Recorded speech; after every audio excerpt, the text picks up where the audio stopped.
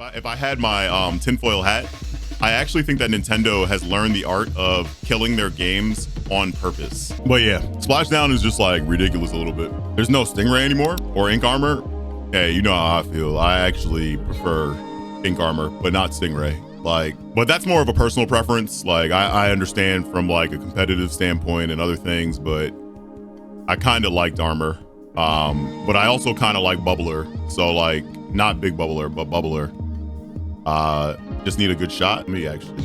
But again, from a competitive standpoint, I get why invincible specials, stuff like that. So I get it. But I'm of the preference. I would rather deal with a Kraken than things that just like spit out paint. But again, that's a personal preference. That's not like one is wrong for liking the other, if that makes sense. So yeah, I would much rather, like, I feel like Ink Armor, especially like in solo, gives like a level of confidence, while like Soda doesn't, like, at all. Like it does not give the average player like the confidence they need to like do something. All it says is that you're like faster and like you respawn faster. But like the average player already doesn't care about respawning faster, if that makes sense.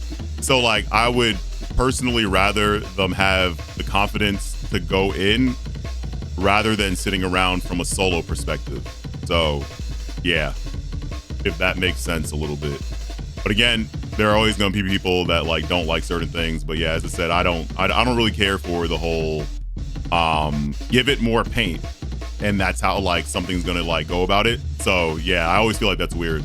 Love Silvertune bad specials late in the game. I think they do it on purpose. I actually have like, if I had my tinfoil hat, I actually think that Nintendo has learned the art of killing their games on purpose. Like, I think that they do it so that you initially hate the end game of that game so that you look forward to the next game, because they don't want you to like actually hold on to that game. They want you to move on. Like the whole process is, please move on from that game.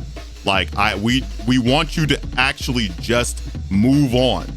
And the rest of us are just like, no, bro, can you like just like make the changes? But like, to be real with you, no, they're not dumb. That's like a 4D chess move if you really think about it, because it makes you buy the next game.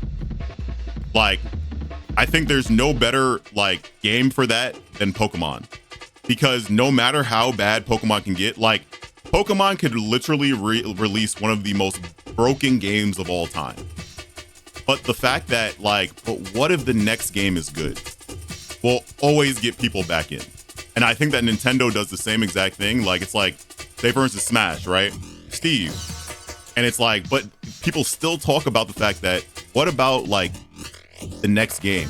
What's it gonna be like? Are they gonna slash the roster? Are they literally, I think you guys were talking about it just the other day in the Discord.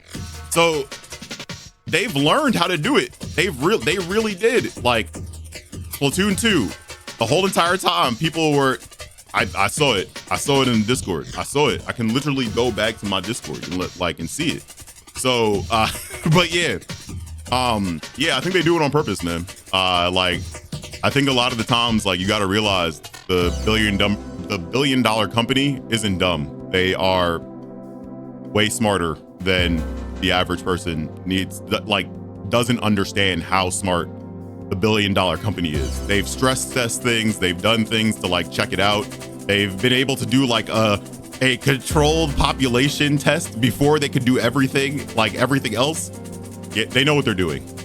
They really know what they're doing. Like, Nintendo understands that like people will want to buy the next Smash game.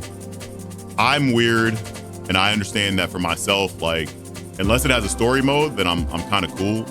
But yeah, your swim speed and quick recover. But yeah, as I said, they don't care about that like at all. Like, there's just no care about it.